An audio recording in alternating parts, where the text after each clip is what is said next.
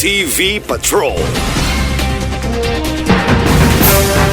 Planong pagtangtang sa curfew hour sa mga hamtong girekomendar sa Peace and Order Council Uzamis.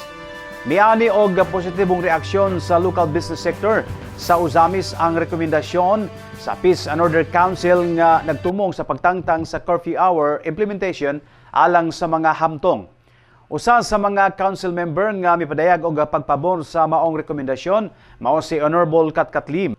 Matod pa niya nga irekomendar ang pagtangtang sa curfew hour apan alang lang sa mga hamtong og ipabilin ang restriction sa mga minor.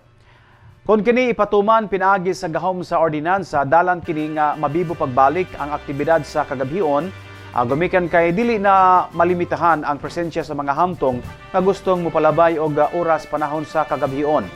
Pabor sa maong rekomendasyon ang sagad sa mga council member, apil na ang mga stakeholder, labi na ang mga negosyante sa rason nga subling madasig ang mga establishmento nga mubukas o gabi. Apan misugyot si Honorable Salvador Canlas Jr.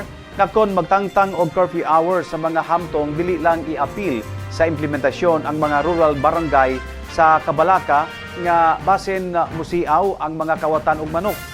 Kini nga rekomendasyon aprubahan na og resolusyon atol sa maong POC meeting og gikatakdang ipadangat kini sa buhatan ni Mayor Sam Normando Fuentes alang sa dugang diskusyon o dialogo. Akong question is, daghan ko follow-up question, Sir Harvey. Regarding sa atong crime rate, since nakita nato nga 4% lang ato ang sa ato ang data ipakita. So, regarding sa curfew, since taas-taas na gyud ang tuig nga nag-implementa sa atong curfew, then naapod mo yung data sa mas daghan ang adult nga na ay citation ticket.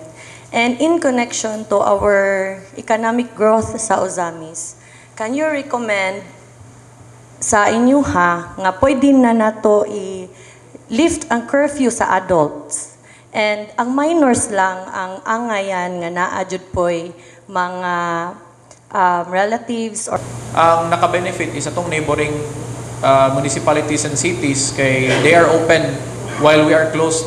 So ang ato ang mga businesses during let's say katong mga bars, convenience stores ka 24 hours wala nila na benefit ang oras, but si Tangob, let's say, or some people go as far as Oroquieta para mo enjoy sa ilahang nightlife.